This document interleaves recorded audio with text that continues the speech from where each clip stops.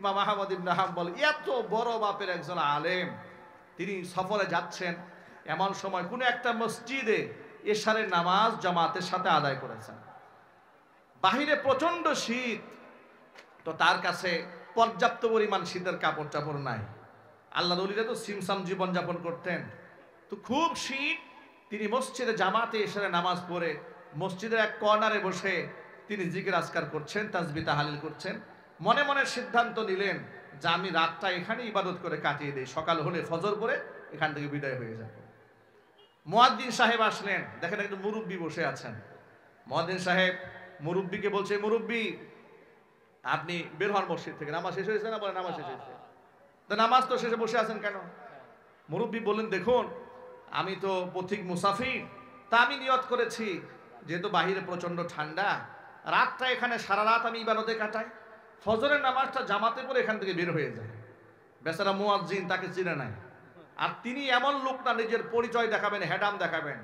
ইদানিং তো আমাদের মধ্যে এমন আত্মহমিকা, দাম্ভিকতা, কিছুতে কিছু হলে বলে, এই মিয়া আমার চেনেন আপনি, আমি কে? কথা বলে না কেন? বক্তা স্টেজে বয়ান করতেছে, বক্তার সামনে থেকে মাইক কেড়ে নিয়েছে, এমন বেয়াদব এই দেশে আছে না নাই? চিল্লায় বলতে পারছে না? নাই। মুসলমানের ঘরে জন্ম নিয়েছে, ওরা মুসলমান হতে পারে নাই। এগুলো মুনাফিক। এগুলো কি? চিল্লায় বলেন। আল্লাহর হাবিব বলেছেন, আল্লাহর নবী বলেছেন, মাল্লাম ইয়ারহাম সগীরানা ওয়া লাম ইওয়াক্কির কাবীরানা, যেই ব্যক্তি আমার ছোটকে স্নেহ করে না, বড়কে সম্মান দেয় না, আলেমদের ইজ্জত যারা দেয় না, নবীজি সাল্লাল্লাহু আলাইহি ওয়াসাল্লাম বলেছেন ওরা মুসলমানের ঘরে জন্ম নিলে ওরা আমি নবীজির উম্মত হতে পারে না। আল্লাহর কসম, মুনাফিক যদি বর্তমানে চিহ্নিত করা যেত, ১৫০০ বছর আগে মুনাফিকদের জানাজা পড়তে আল্লাহ তার রাসূলকে নিষেধ করেছেন। সাহাবায়ে কেরাম মুনাফিকদের জানাজা পড়তেন না। মুনাফিকদের জানাজা আল্লাহর নবী পড়তেন না। যদি ওহীর মাধ্যমে নিশ্চিত হওয়া যেত যেহেতু নবুয়তের দরজা বন্ধ হয়ে গেছে, ওহীর দরজা বন্ধ হয়ে গেছে, আমরা কনফার্ম কোনো ব্যক্তিকে সরাসরি মুনাফিক বলতে পারি না। তবে মুনাফিকদের কিছু আলামত কিছু লোকের মধ্যে আমরা দেখতে পাই। যদি কনফার্ম হওয়া যেত, এই যে জানাজার যে আনুষ্ঠানিকতা গোটা বাংলাদেশে আছে, আস্তিক নাস্তিক, নামাজি বেনামাজি, কোরআনের বিরুদ্ধাচরণ করেছে, আলেমদেরকে মৌলবাদ বলে গালি দিয়েছে, জঙ্গিবাদ বলে গালি দিয়েছে, এই রকম লোক এরা যদি মারা যেত, উলামায়ে কেরাম সংঘবদ্ধ ফতোয়া দিতেন ওর জানাজা পড়া জায়েজ নাই। কথা বলতে হবে, ঠিক কিনা? কিন্তু যেহেতু আমার কাছে আপনার কাছে নতুন করে আর ওহী আসে না, এই জন্য বলা যায় না। কিন্তু আলামত দেখে বোঝা যায় এর জানাজা পড়া যে কথা, না পড়াও একই কথা। ভাইরা আমার, এই জন্য মুনাফিক হওয়া যাবে না। মুনাফিক ইসলামের সবচাইতে বড় ক্ষতি করেছে যুগ যুগ ধরে। মুনাফিক কাকে বলে শোনেন? মুনাফিক অন্তরে ইসলাম বিরোধিতা লালন করে, কিন্তু বাহ্যিকভাবে মুসলমানদের কাছে বোঝায় আমি মুসলমান। ঠিক কিনা বলেন? এরকম লোক সমাজে আছে না নাই? কোরআন মাজিদে তাদের সম্পর্কে আল্লাহ বলেছেন, ইন্নাল মুনাফিকিনা ফিদ দারকিল আসফালি মিনান নার, মুনাফিকদের অবস্থা কিয়ামতের দিন হবে জাহান্নামের অতল গহ্বরের স্থান হবে। জাহান্নামের সর্বনিকৃষ্ট স্থান দেওয়া হবে মুনাফিকদেরকে। আল্লাহর নবী রাহমাতুল লিল আলামিন ঘোষণা করেছেন, ইন্না ফি উম্মতি 12 মুনাফিকান লা ইয়াদখুলুনাল জান্নাতা ওয়া লা ইয়াজিদুনা রিহাহা হাত্তা ইয়ালিজাল জামালু ফি সাম্মিল খিয়াত আও কামা ক্বালা আলাইহিস সালাতু ওয়াসসালাম। হুজুর বলেন, আমার উম্মতের মধ্যে এমন 12 জন মুনাফিক আছে, ওরা জান্নাতে তো প্রবেশ করবে না, জান্নাতের খুশবু পর্যন্ত ওরা নাকের মধ্যে পাবে না। অথচ জান্নাতের খুশবু তারা ততক্ষণ পাবে না যতক্ষণ পর্যন্ত সূচের ছিদ্র দিয়া উট প্রবেশ না করবে। এর মানে সুয়ের ছিদ্র দিয়া উট যেমন প্রবেশ করা অসম্ভব, মুনাফিকের জন্য জান্নাতে যাওয়াও ঠিক সেরকম অসম্ভব। আমরা কি মুনাফিক হয়ে মরতে চাই? চিল্লায় বলো, মুনাফিক হয়ে মরতে চাই? তাহলে আলেমদেরকে ইজ্জত দিতে হবে, সম্মান দিতে হবে। ওলামারা নবীগণের ওয়ারিস। ওলামারা কাদের ওয়ারিস? নবীগণের ওয়ারিস। এ কথা যেন মনে থাকে, বলেন ইনশাআল্লাহ। আরো জোরে কোন ইনশাআল্লাহ। ভাইরা আমার, তো ইমাম আহমদ ইবনে হাম্বল সাধারণ বেশে মসজিদে বসে আছেন। মুয়াজ্জিন সাহেব বললেন, মুরব্বি বের হন, নামাজ শেষ হয়ে গেছে, চলে যান বাহিরে। তিনি বললেন, আল্লাহর বান্দা মুয়াজ্জিন সাহেব, আমি তো পথিক মুসাফির, প্রচন্ড শীত, বাহিরে আমার বয়স হয়ে গেছে, মুরব্বী মানুষ আমি, তা আমি এখানে তাহাজ্জুদের রাতটা কাটাই দিই, সকালে ফজর পরে বের হয়ে যাই। মুয়াজ্জিন সাহেব বলল, ওই সমস্ত কথা চলবে না, ওই সমস্ত কথা চলবে না, খালি বের হন মসজিদ থেকে। তখনও তিনি নিজেকে বলেন না, মুয়াজ্জিন সাহেবের কাছে পরিচয় দিয়ে বলেন না, মিয়া আমার চেনো, আমি কে? আমি হচ্ছে এই জগতের শ্রেষ্ঠ মুহাদ্দিস ইমাম আহমদ ইবনে হাম্বল। পরিচয় দিলেন না। সিভিলে ছিলেন, তাকে সেখান থেকে মসজিদ থেকে বের করে দেওয়া হলো। কিতাবের মধ্যে এসেছে, ইমাম আহমদ ইবনে হাম্বল রাহমাতুল্লাহি আলাইহি মসজিদ থেকে বের হয়ে তালাশ করতেছিলেন যে রাতটা কোথায় একটু আরামে কাটাইয়া দেওয়া যায়। একটু হাঁটতে হাঁটতে দেখতে পেলেন বাজারের কোনায় বসে একটা ইয়াং ছেলে রুটির দোকান করছে। রুটির দোকান করছে, এখানে তাওয়ার মধ্যে রুটি দিচ্ছে, রুটি সেকতেছে আর রুটি বিক্রি করতেছে গভীর রাতে। আহমদ ইবনে হাম্বল রাহমাতুল্লাহি আলাইহি ওই ইয়াং দোকানদারের পাশে গিয়া বসলেন। পাশে গিয়া বলছেন, ও দোকানদার, তোমার তাওয়ার মধ্যে রুটি সেকতেছো, আমি যদি পাশে বসে একটু কাছ থেকে তাপ গ্রহণ করি, তোমার কোনো আপত্তি আছে? দোকানদার বলল, মুরব্বি বলেন কি, এটা কোনো বিষয় নাকি? আপনি যদি এখানে বসে একটু তাপ গ্রহণ করেন তো আমার সুবিধা হলো, আমি একটা সঙ্গী পেয়ে গেলাম, কোনো অসুবিধা না, আপনি বসুন।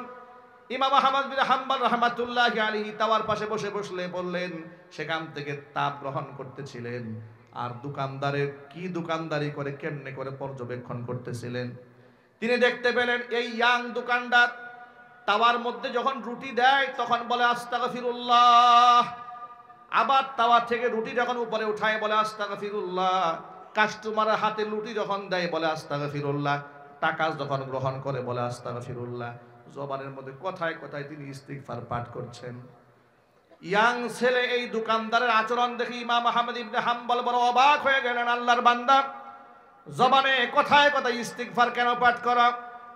ইয়াং ছেলেটি বলছে, ও পথিক মুসাফির, তুমি তো জানো না ইস্তিগফারের আমল করতে করতে আল্লাহ পাক আমার মর্যাদা কোথায় উঠিয়ে দিয়েছেন। এই জবান থেকে যে দুয়াই করি না কেন, দোয়া করতে দেরি হয়, আল্লাহর কাছে কবুল হতে দেরি হয় না। আল্লাহ তাআলা আমাকে মুস্তাজাব ও দাওয়া বানিয়ে দিয়েছেন। এজন্য আমার সকল ভাইদের প্রতি উদাত্ত আহ্বান, জবানে বেশি বেশি ইস্তিগফার জারি রাখবেন। আস্তাগফিরুল্লাহ আস্তাগফিরুল্লাহ, লা হাওলা ওয়ালা কুওয়াতা ইল্লা বিল্লাহ সব সময় পড়বেন। আল্লাহর হাবিবের গায়ে কোনো গুনাহ ছিল না, অথচ আল্লাহর নবী সাল্লাল্লাহু আলাইহি ওয়াসাল্লাম দিনে ৭০ বারের ঊর্ধ্বে তিনি ইস্তিগফার পাঠ করতেন। জোরে কোন সুবহানাল্লাহ। ইয়াং এই দোকানদারের কথা শুনে ইমাম আহমদ ইবনে হাম্বল বড় হতবাক হয়ে গেলেন। যাহারে কি ফিতনার জামানা, যেখানে দোকানদাররা মিথ্যা কথা বলে, ২ নাম্বার জিনিসকে ১ নাম্বার জিনিসের কথা বলে বিক্রি করে, ওজনে কম দেয়, খাদ্যে ভেজাল দেয়। মূল কথায় ফিরে আসি। আহমদ ইবনে হাম্বল এই ইয়াং ছেলের কথা শুনে হতবাক হয়ে গেল। এ কেমন দোকানদার, কথায় কথায় ইস্তিগফার পাঠ করে। দোকানদার বলে, আল্লাহর বান্দা, আমি আমার জবানে প্রতিনিয়ত ইস্তিগফারের আমল করার কারণে আল্লাহ আমার সম্মান এত এত উপরে উঠিয়ে দিয়েছে। জবানে দোয়া করতে দেরি হয়, আল্লাহ পাক কবুল করতে দেরি করেন না। তবে মুসাফির, আমার মনে একটা কষ্ট আছে, একটা কষ্ট আছে। সব দোয়া আল্লাহ কবুল করেছেন, একটা দোয়া কেন যেন এখনো কবুল হয় নাই। আহমদ ইবনে হাম্বল জিজ্ঞেস করেন, আল্লাহর বান্দা, কোন দোয়া তোমার কবুল হয়নি? ছেলেটি বলে, আহমদ ইবনে হাম্বল রাহমাতুল্লাহি আলাইহি নামক এই অঞ্চলের শ্রেষ্ঠতম একজন মুহাদ্দিস আছে, বড় বুজুর্গ আলেম আছে। আমি আল্লাহর কাছে দোয়া করেছি, রব্বুল আলামিন আমার জীবনে একটা বার হলেও যেন ইমাম আহমদ ইবনে হাম্বলের সাক্ষাৎ পাই। যদি কোনোদিন তারে দেখতে পারি, তাকে বুকের সাথে আলিঙ্গন করে কপাল ধরে একটা চুমা দিতে চাই। এই দোয়াটা কবুল হয় নাই, বাকি যত দোয়া আছে সব আল্লাহ পাক কবুল করে নিয়েছেন। এতক্ষণ পর্যন্ত যিনি নিজেকে আড়াল রেখেছিলেন, যুবকের কথা শুনে নিজেকে আর লুকিয়ে রাখতে পারলেন না, দাঁড়িয়ে বললেন, ও যুবক, যে ইমাম আহমদ ইবনে হাম্বলকে দেখার জন্য তুমি আল্লাহর কাছে দোয়া করেছিলে, আল্লাহ পাক ওই ইমাম আহমদ ইবনে হাম্বলকে তোমার রাতের সাথী হিসেবে তোমার দোকানের মধ্যে আল্লাহ নিজে পাঠিয়ে দিয়েছে। পরিচয় দিলেন, বুকের সাথে আলিঙ্গন করলেন, কপাল ধরে চুমো খেলেন, আল্লাহ পাকের শুকরিয়া আদায় করলেন। ঘটনা থেকে কয়েকটা শিক্ষা পাওয়া যায়। এক নাম্বার শিক্ষা হচ্ছে নিজেকে কখনো বড় করতে নাই। আল্লাহর ওলিরা নিজেকে কোনোদিন বড় মনে করে নাই, কোনোদিন নিজেকে অহংকার করে মানুষের সামনে উপস্থাপন করে নাই। কিন্তু আমাদের কথার মধ্যে অহংকার, চলার মধ্যে অহংকার, আমাদের আচরণের মধ্যে অহংকার আছে না নাই? কথা বলে না কেন? আল্লাহর হাবিব রাহমাতুল্লিল আলামিন ১৫০০ বছর আগে ঘোষণা করেছেন, লা ইয়াদখুলুল জান্নাতা মান কানা ফি কলবিহি মিসকালু হাববাতিন মিন কিবরিন। একেবারে দানা পরিমাণ যদি অহংকার কারো কলিজার মধ্যে থাকে, ওই ব্যক্তি জান্নাতে যেতে পারবে না। এই কথা সাহাবীরা শোনার পরে জিজ্ঞেস করলেন, ও আল্লাহর নবী, কিছু মানুষ তো এমন আছে সুন্দর টুপি পরে, সুন্দর জুতা পরে, সুন্দর জামা পরে, এটা কি অহংকারের অংশ কিনা? হুজুর বললেন, না। ইন্নাল্লাহ জামিলুন ইউহিব্বুল জামাল। আল্লাহ নিজে সুন্দর, সৌন্দর্যতাকে আল্লাহ ভালোবাসেন, এটা অহংকার নয়। অহংকার হচ্ছে বাতারুল হাক্কি ওয়া গামতুন নাস, সত্যকে প্রত্যাখ্যান করা আর মানুষদেরকে তুচ্ছ তাচ্ছিল্য মনে করা। কথা ঠিক কিনা বলেন? সত্যকে অস্বীকার করার নাম হচ্ছে অহংকার। সত্যকে অস্বীকার করার নাম কি? অহংকার। কুরআন হক, রাসূল হক, পরকাল সত্য, জান্নাত জাহান্নাম আছে, এতে কি কারো কোনো সন্দেহ আছে আমাদের? আরো জোরে বলতে হবে, সন্দেহ আছে? জীবনের শুরু থেকে শেষ পর্যন্ত, আমার জীবনের শুরু থেকে আমার মৃত্যু পর্যন্ত প্রতিটা পদক্ষেপে আল্লাহর কোরআনের শাসন ব্যবস্থা মানতে হবে। এটা আল্লাহর নির্দেশ। এটা কি আমরা পালন করতে পারবো ইনশাআল্লাহ? একটু জোর আওয়াজে বলতে হবে, পারবো ইনশাআল্লাহ? আল্লাহর কোরআনের বাহিরে যাওয়ার কি আমাদের কোনো সুযোগ আছে? একটি ইমানদারের মতো গর্জে উঠে জবাব দিয়ে বলেন, আল্লাহর কোরআনের বাহিরে যাওয়ার কি আমাদের কোনো সুযোগ আছে? কোরআন যাকে হালাল বলেছে তা হালাল হিসেবে গণ্য করতে হবে। কোরআন যা হারাম বলেছে সেটা হারাম হিসেবে মান্য করতে হবে। দেখুন, এই যে উলামারা আজকের মাহফিলের ইসলামী সম্মেলন আয়োজন করেছেন, অথচ বিগত 16 বছরে স্বৈরাচারের আমলে এই দেশে, মুসলিম অধ্যুষিত এই দেশে সবচাইতে বেশি নির্যাতিত হয়েছে উলামায়ে কেরাম। আলেমদের কোমরের মধ্যে রশি বেঁধে টেনে টেনে তারা আদালতে দাঁড় করিয়েছে, পায়ের মধ্যে ডান্ডা বেরি পরিয়েছে। কয়েকদিন আগে দেখলাম এক কুখ্যাত নেতা, সে আদালত কর্তৃপক্ষকে বলেছে, আমরা ৩-৪ বারের এমপি ছিলাম, এই জন্য হাতের মধ্যে হ্যান্ডকাপ লাগালে আমাদের প্রেস্টিজ ইস্যু হয়ে দাঁড়ায়, আমাদের ইজ্জত সম্মান নষ্ট হয়। ওই ইজ্জত আলীর নাম নৌ পরিবহন মন্ত্রী। ঠিক কিনা বলেন? নৌ পরিবহন মন্ত্রী ওই ইজ্জত আলী বলেছে যে আমরা ৪-৫ বারের এমপি মন্ত্রী, আমাদেরকে হাতের মধ্যে হ্যান্ডকাপ পরায় উঠালে আমাদের প্রেস্টিজ ইস্যু হয়ে দাঁড়ায়। খুব ইজ্জতে লেগেছে, হাতের মধ্যে হ্যান্ডকাপ পরেছে। আমি তো বলতে চাই, এই সমস্ত এমপি মন্ত্রীরা এই দেশের শ্রেষ্ঠ আলেমদের একটা জুতা বহন করার যোগ্যতা রাখে না। অত সেই সমস্ত আলেম যাদের চেহারা দেখা মানুষ ইবাদত মনে করে, যাদের হাতকে স্পর্শ করতে পারলে নিজেকে ধন্য মনে করে, হাতকে চুম্বন করতে পারলে গর্ববোধ করে, তাদের জন্য চোখের পানি ছেড়ে এই সমস্ত আলেমদেরকে এমন ভাবে ডান্ডা বেরি পরিয়ে আদালতে উঠানো হয়েছে, মনে হতো এদের চাইতে গুন্ডা সন্ত্রাস আর নাই। এমন বিয়াদবি যারা করেছে তাদের পায়ে শুধু ডান্ডা বেরি কেন, এর থেকে নিকৃষ্ট শাস্তি হওয়া দরকার। কথা বলেন ঠিক কিনা বলেন?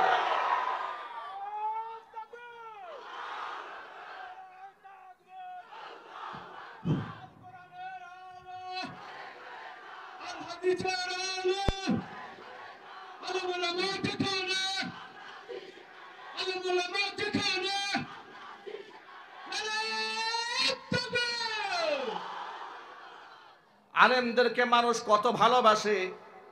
করোনাকালীন সময়, ফুল লকডাউনের সময়ে আলেম মারা গেছে, জানাজার নামাজ পড়ার জন্য লাখো মানুষ ময়দানে জমা হয়ে গেছে। ঠিক কিনা বলেন? বরং লকডাউনের সময় তো এমন হয়েছে, স্বামী মারা গেছে, স্ত্রী দেখতে আসে না, বাবা মারা গেছে, সন্তান লাশ ছয় না। ঠিক নেবে? ঠিক। ওই সময় জুবাইর আহমদ আনসারী রহমাতুল্লাহি আলাইহি মারা গেলেন, জানাজার নামাজে লাখো মানুষের ঢল নামলো। টেলিভিশনে আলেমদের সমালোচনা করা হলো, বলা হলো সব মৌলবাদী দেশটাকে শেষ করে দিয়েছে। ভাইরা আমার, তোমাদের জানাজার মধ্যে টর্চ লাইট দিয়া লোক খুঁজে পাও না, আর আলেমদের জানাজার নামাজের মধ্যে পুলিশ দিয়া বাধা দিয়া লোক ঠেকায় রাখতে পারো না। পার্থক্য তো এখানে। শহীদ আল্লামা দেলোয়ার হোসেন সাঈদী রহমাতুল্লাহি আলাইহি জানাজার নামাজটা ঢাকা শহরে পড়ার জন্য আবামর জনসাধারণ চোখের পানি ফেলেছে। উনি তো শুধুমাত্র একটা জামাত ইসলামের নেতাই ছিলেন না, উনি তো একজন বড় আলেম ছিলেন, একজন বক্তা ছিলেন, একজন দায়ী ছিলেন। তার ওয়াজ শুনে নাই সে, হোক আওয়ামী লীগ, হোক বিএনপি, হোক জামাত, হোক জাতীয় পার্টি, এদেশের কোটি কোটি মানুষ সাঈদী সাহেবের ওয়াজ শুনেছে। এমন একজন সম্মানিত লোককে তোমরা জানাজা পর্যন্ত পড়তে দাও নাই, ইতিহাস আমরা ভুলে যাই না। আমার মতো লোককে তোমরা গাজীপুরের মাহফিল মঞ্চ থেকে নামিয়ে ককটেল মামলা দিয়ে 1 নাম্বার আসামি, বিএনপির মামলার আমাকে দিয়ে, হাসান সরকারকে 7 নাম্বার আসামি দিয়ে আমার 1 নাম্বার দিয়ে আদালতে তোমরা তুলেছিলে। মামলা দিয়েছিল, আমার পকেটের মধ্যে 16টা ককটেল পাওয়া গেছে। তোমরা আমাদের হাতে গরুর রশি দেয়া বেঁধে আমাদেরকে কোর্টে হাজির করেছিলে, ইতিহাস আমরা ভুলে যাই নাই। বিনা নোটিশে তোমরা আমাদের মসজিদ থেকে তাড়িয়ে দিয়েছিলে, ইতিহাস ভুলে যায় নাই। আগামীর ভবিষ্যতে আলেম ওলামাদের সাথে এখনো আচরণ যারা করবে, গোটা উম্মতে মুসলিমা তাদের বিরুদ্ধে জিহাদের ঘোষণা দিয়ে প্রস্তুত থাকতে হবে।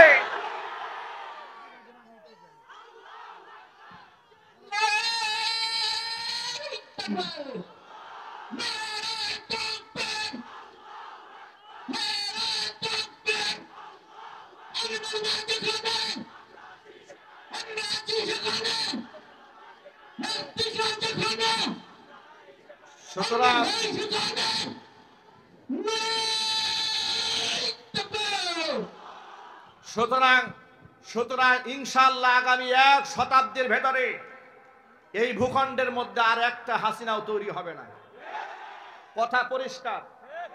আমি আবার বলছি, পৃথিবীর ইতিহাস সাক্ষী, স্বৈরাচারী হাসিনা এদেশের ইসলাম পন্থীদের সাথে যে আচরণ করেছে, ফেরাউনও সে আচরণ করে নাই। মুসলমানদের পরিচয় দিয়ে এদেশের আলেমদেরকে হত্যা করে রক্ত নিয়ে জাতীয় সংসদ দাঁড়িয়ে যে মহিলা তামাশা করেছে, অন্ততপক্ষে আর যাই হোক এমন স্বৈরাচারীর পক্ষে টু শব্দ করবে এমন মুসলমান ভূখণ্ডে থাকতে পারে না। আপনারা ঐক্যবদ্ধ ছিলেন, ভবিষ্যতে ঐক্যবদ্ধ থাকতে হবে। এদেশ ইসলামের দেশ, এদেশ কোরআনের দেশ, এদেশে আলেম ওলামাদের দেশ। ঐক্যবদ্ধ থাকতে হবে। ইসলাম বিদ্বেষী কোন ব্যক্তি বাংলার জমিন আমরা বরদাস্ত করব না। আপনারা রাজি আছেন কিনা দু হাত দেখতে চাই। আল্লাহ রাব্বুল আলামিন আমাদের সকলকে ঐক্যবদ্ধ থাকার তৌফিক দান করেন। জোরে কোন আমিন। ওয়া আখিরু দাওয়ানা আলহামদুলিল্লাহি রাব্বিল আলামিন। ওয়াসসালামু আলাইকুম ওয়া রাহমাতুল্লাহি